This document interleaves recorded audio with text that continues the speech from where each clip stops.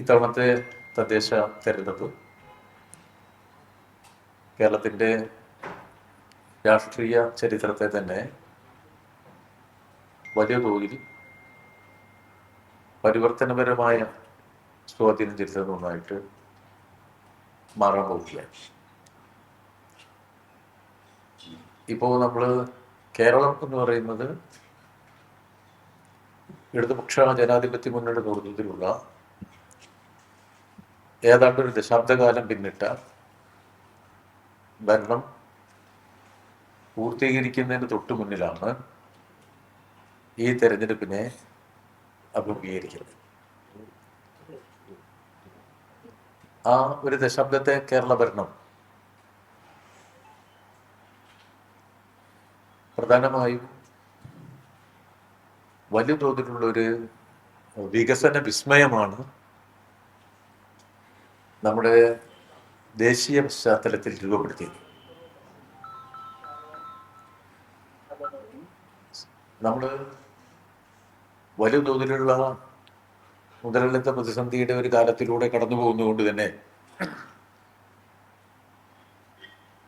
ഭരണ സമീപനങ്ങളിൽ പൊതുവെ കോർപ്പറേറ്റ് താല്പര്യങ്ങൾക്ക് മുൻഗണന കിട്ടിപ്പോരുന്നതും സാധാരണക്കാരൻ്റെ പൊതു താല്പര്യങ്ങൾക്ക് വേണ്ടത്ര പരിഗണന കിട്ടാതെ പോകുന്നതുമായ ഒരു പരിതസ്ഥിതി രൂപപ്പെട്ടിട്ടുണ്ട്. ഞാനതിൻ്റെ വിശദാംശങ്ങളിലേക്ക് പോകുന്നില്ല. അതിൻ്റെ പ്രതിഫലനങ്ങൾ കേരളീയ സമൂഹം വലിയ തോതിൽ നേരിടുന്നുണ്ട്. ഇപ്പോൾ വിദേശത്തൊക്കെ പോകുന്ന ആളുകൾക്കത് അറിയാവുന്നതാണ്. അതുകൊണ്ട് അതിൻ്റെ വിശദാംശങ്ങളിലേക്ക് പോകുന്നില്ല. അത്തരമൊരു സന്ദർഭത്തിൽ വികസനം എന്നത് കേവലമായ അടിസ്ഥാന സൗകര്യ വികസനം മാത്രമല്ല, അതിനപ്പുറത്ത് സാധാരണ മനുഷ്യന് സാമൂഹ്യനീതി ഉറപ്പുവരുത്താനും ദുർബല ജനവിഭാഗങ്ങൾക്ക് സാമൂഹ്യ സുരക്ഷ ഉറപ്പുവരുത്താനും കഴിയുന്ന രൂപത്തിൽ വികസനത്തെ ജനകീയമായ ജീവിത ആവശ്യങ്ങളുമായി സമന്വയിപ്പിച്ചുകൊണ്ടുള്ള ഒരു പ്രവർത്തനം നടത്തി വിജയിക്കാൻ കഴിഞ്ഞു കേരളത്തിലെ ഇടതുപക്ഷ ജനാധിപത്യ മുന്നണി. അതുകൊണ്ട് നാനാ മേഖലകളിലുള്ള വളർച്ച നമുക്കുണ്ടായി. പൊതുവിദ്യാഭ്യാസം, ഉന്നത വിദ്യാഭ്യാസം, പൊതുജനാരോഗ്യ മേഖല, ഭവന നിർമ്മാണവുമായി ബന്ധപ്പെട്ട മേഖലയിൽ ആളുകളെ സഹായിക്കൽ, ഭൂരഹിതർക്ക് ഭൂമി ലഭ്യമാക്കൽ, പട്ടികജാതിക്കാർ, ആദിവാസികൾ, വനിതകൾ, മറ്റ് സാധാരണ ജനങ്ങൾക്കുള്ള അവരുടെ ജീവിതത്തെ മെച്ചപ്പെടുത്തുന്നതിന് വേണ്ടിയുള്ള മുൻകൈ, അതിൻ്റെ ഏറ്റവും ഉയർന്ന തലത്തിൽ ഇന്ത്യയിൽ ആദ്യമായിട്ട് ഒരു സംസ്ഥാനം അതിദരിദ്ര വിമുക്തമായിട്ട് പ്രഖ്യാപിക്കാൻ നമുക്ക് സാധിച്ചു. അപ്പോൾ വലിയ ഒരു മുന്നേറ്റമാണ്. തൊഴിലില്ലായ്മ എന്ന കേരളത്തിൻ്റെ പ്രശ്നത്തിന് പോലും ജില്ലകൾ തോറും ഏറ്റവും കൂടുതൽ പബ്ലിക് സർവീസ് കമ്മീഷൻ വഴി ഗവൺമെന്റിന് കൊടുക്കാൻ കഴിയുന്ന ജോലി ഏറ്റവും കൂടുതൽ ഈ കേരളം കൊടുത്തു. ഇന്ത്യയിൽ വേറെ ഒരു സംസ്ഥാനത്തും ഇല്ലാത്ത രൂപത്തിൽ PSCയുടെ പ്രവർത്തനത്തെ അത് മെച്ചപ്പെടുത്തി. അതോടൊപ്പം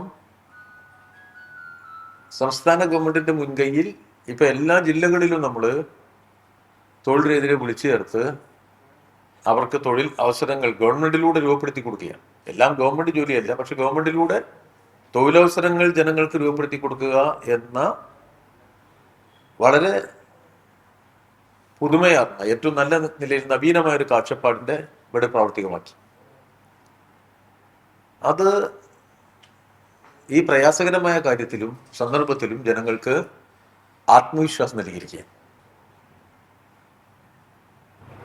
ഇത്തരം നല്ല വികസന പ്രവർത്തനങ്ങൾ നടത്താൻ കഴിഞ്ഞതും സാമൂഹ്യ സുരക്ഷ ഉറപ്പാക്കാൻ കഴിഞ്ഞതും സാമ്പത്തിക പ്രതിസന്ധിക്കിടയിൽ തന്നെ എല്ലാ സാമൂഹ്യ ക്ഷേമ പെൻഷനുകളുടെയും തുക വർദ്ധിപ്പിക്കാൻ കഴിഞ്ഞത്. 62 ലക്ഷം പേർക്ക് കൊടുക്കുന്ന സാമൂഹ്യ ക്ഷേമ പെൻഷനാണ് ഇപ്പോൾ 2000 രൂപയായിട്ട് നമുക്ക് വർദ്ധിപ്പിക്കാൻ കഴിയുന്നത്. പൊതുവെ സംസ്ഥാനത്തിൻ്റെ അല്ലെങ്കിൽ സംസ്ഥാനങ്ങളുടെ സാമ്പത്തിക അവസ്ഥ വളരെ പ്രയാസകരമാണ്.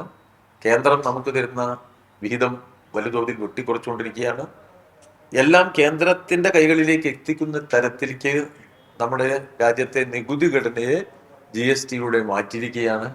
അതുകൊണ്ട് തന്നെ അത്തരമൊരു സന്ദർഭത്തിൽ ഇത്രയും വലിയ വികസന കാര്യങ്ങൾ മുന്നോട്ട് കൊണ്ടുപോകണമെങ്കിൽ വലിയ ഉൽപ്പതിഷ്ണത്വം വേണം, ദീർഘവീക്ഷണം വേണം. ആ ദീർഘവീക്ഷണമാണ് ഇടതുപക്ഷ ജനാധിപത്യ മുന്നണി ഗവൺമെന്റ് നടപ്പിലാക്കിയത്. മൂലധന നിക്ഷേപം എന്നത് ഇപ്പോ പൊതുവെ ഗവൺമെന്റുകൾ നടത്താത്തൊരു കാര്യമാണ്. അവിടെ ഏറ്റവും കൂടുതൽ മൂലധന നിക്ഷേപം നടത്താൻ നമുക്ക് സാധിച്ചു.